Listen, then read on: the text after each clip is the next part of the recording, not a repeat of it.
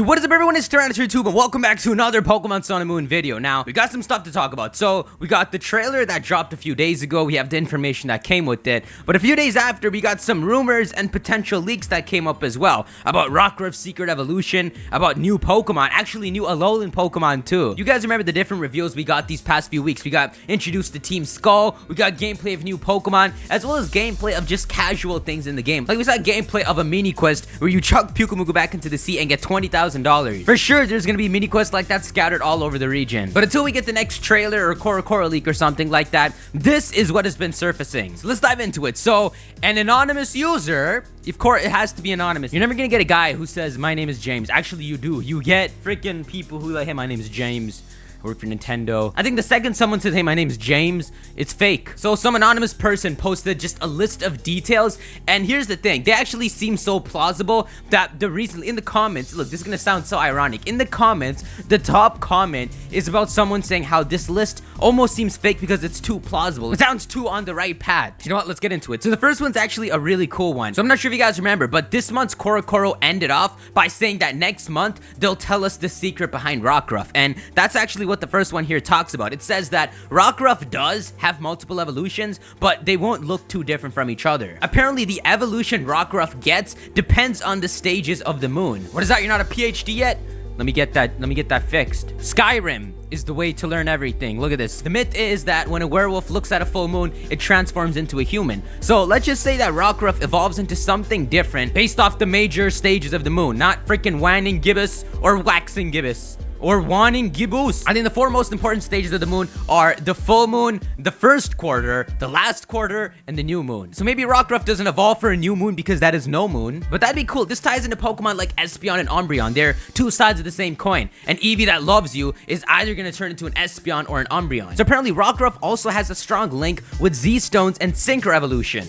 Okay, Synchro Evolution? We didn't even establish that yet. I think what they're trying to do with this sentence is link Z-Stones to Synchro Evolution. They haven't shown us anything related to Synchro Evolution, and I can't see them just telling us what the bracelets do so early on and so casually, because not that it's underwhelming, but it feels like Game Freak is hiding something behind it. It says that Rockruff's evolution is said to have a cowl that makes it attached to its tail. The poster claims its body may be fairly different, but the cross on its chest stood out. So here's one thing. We've always known that Rockruff is gonna have some sort of special evolution. At first, we thought it was like a mistranslation because why Rockruff? But hey, it's some local puppy rock dog Pokemon. We've never had it before. I said this as a joke before, but the way they word it, it's like Rockruff has something that only the starters do. It really is like some fourth starter. Just how Rockruff has evolutions that vary depending on the phases of the moon, there's also a Pokemon that has evolutions that vary depending on the position of the sun during the day. Okay, that makes sense. So depending on whether it's dawn, noon, or sunset, it will evolve, and it doesn't evolve at night. I think that's perfect. On the moon side, you got the first quarter, the full moon, and the last quarter, and on the sun side you got sunrise, noon, and sunset. If there's no moon out, Rockruff won't evolve, and if there's no sun out, this thing won't evolve. The Pokemon shoots seeds like a cannon, so this is like a super plant Pokemon like chlorophylled out. This seems like the perfect thing to represent Exeggutor. It's like you have a normal Execute, and if it evolves with a little sunlight, it turns into the little coconut tree, but if it evolves with a lot of sunlight, it evolves into that big palm tree. But honestly, it makes sense. You got a Pokemon that's so closely tied to the moon, and a Pokemon that's so closely tied to the sun. I wonder, maybe Rockruff's evolution would turn into a dark type, so like a rock dark type, and this flowery sunset Pokemon would turn into like a grass psychic type. I don't know, I feel like they have to be yin-yang and encountering each other. So apparently some areas of Alola have strange weather and time conditions. One area will have permanent sunlight as sunny day has been activated and time does not pass. Fog makes a comeback. This is actually hilarious because in Gen 6 they actually patched up weather conditions, so if you came in with drought, it wouldn't last forever, it would last like 5 turns. And if you think back to the fact that they just did it, maybe they did that to introduce permanent weather conditions as a more serious thing. Like there's apparently a spot in Alola that just has beaming sunlight, and maybe, you know what, maybe Alolan Exeggutor actually originate from this spot, and this is like a famous spot. Maybe there's like these different areas in Alola with permanent weather, and that's where these Alolan Pokemon are originating from. It would actually answer why region exclusive Pokemon haven't been spotted up until now. It really is Alola that's a special region. And this is where we get to the Alolan form. So we've seen a few Alolan Pokemon. We've seen Sandshrew, we've seen Vulpix,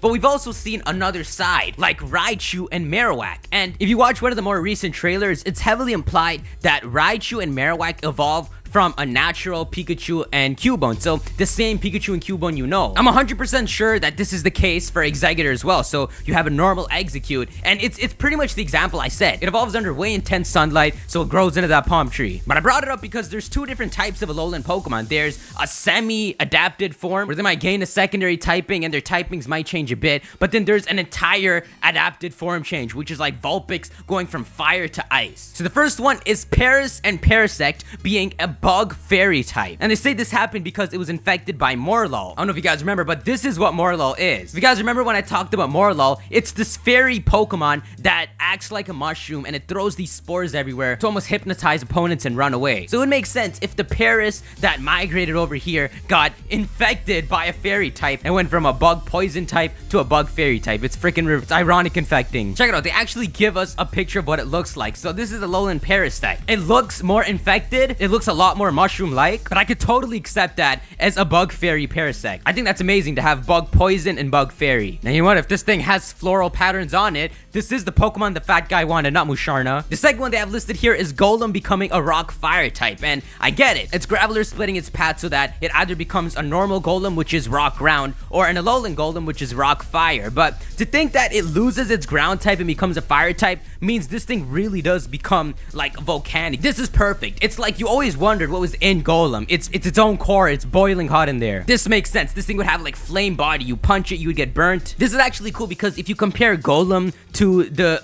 supposed Alolan Golem, if Golem were to get a Mega Evolution, it seems like normal Golem would keep the rock formation, but it looks like Alolan Golem would drop it and look more reptile-like. Coughing and Wheezing both turn fire type, almost as though they have become uncontaminated. That is crazy. They're trying to tell us that Wheezing wasn't supposed to be a poison type. That's a contaminated Wheezing. This is cool because we always thought that a Mega Wheezing should become a poison fire type that levitates because it can learn fire attacks. It can learn Fire Blast and Flamethrower. It's essentially also a fire type Pokemon. So if you're telling me that Weezing was a fire type before it got contaminated into a poison type, that makes sense. Think about Coughing and Wheezing in a freaking heavy smoke fire situation. Yeah, you'd be coughing and wheezing. I wonder if they're trying to tell us that Alolan Weezing is the original Weezing and we got some poison contamination. We got just floating circular balls of poison, and then we capture them in Pokeballs. Grimer and Muck also become uncontaminated and are a pure ground type. This is too far. This is what I've always wanted. I wanted those Delta Pokemon to be real so bad. I could totally see a Desert Muck messing with the Sandcastle Pokemon, Sandygast and Palossand. And while I feel like it's too good to be true, seeing it as a Delta Pokemon in Insurgents, it's sort of the only direction that an Alolan Grimer or Muck can go in. Like, what are you gonna make it? Solrock and Lunatone both receive new forms that are similar to Minior and have the same ability. If you guys don't know, this is Minior. It looks like this core Pokemon, and when you break it, you get this colorful thing inside, and it's still known as a meteor Pokemon. It's still rock flying, but that is what it truly looks like. So if you tell me that Lunatone and Solrock can also get the shields down ability, and you can like strip away their shell and show this true sun form and true moon form, then that'd be really cool. Solrock can already learn fire attacks and Lunatone can learn moon attacks. I'm not saying their typing will change, but that is a huge improvement from the boring Pokemon that are currently Solrock and Lunatone. Honestly, I really like that one point just because Minior is this meteor Pokemon. These are the kind of Pokemon that come from space, and like I was saying earlier with like Clefable and Deoxys, they might expand more on these Pokemon that don't really exist on Earth and have come from space. Whoa, so this is supposed to be Rockruff's evolution. This thing is scary. So this thing gets up and it's got like 3 freaking gems. I don't know, dude. You look like a giant skunk. You look like a mutated skunk. But this is interesting because if you remember like Gourgeist has a small version where it's faster but has lower defenses, and then a big version where it's slower and has more defenses. So based off how this thing evolved, it might have like super attack or super speed or just be like extremely defensive. Alright guys, I'm gonna have to end this video here. This is actually the first part to a 2-part discussion video. The other half talks a bit more about Alolan Pokemon as well as more things surrounding the island. So the different sites you'll see, the different totem pole Pokemon, as well as a bunch of new evolutions. So I don't want to cluster them all into like a 30-minute video, especially since a lot of you guys don't like that, but the second part will be out tomorrow. So be sure to leave a like if you enjoyed the video, and as always guys, keep playing, keep laughing, and keep believing. See you in the next video. Peace.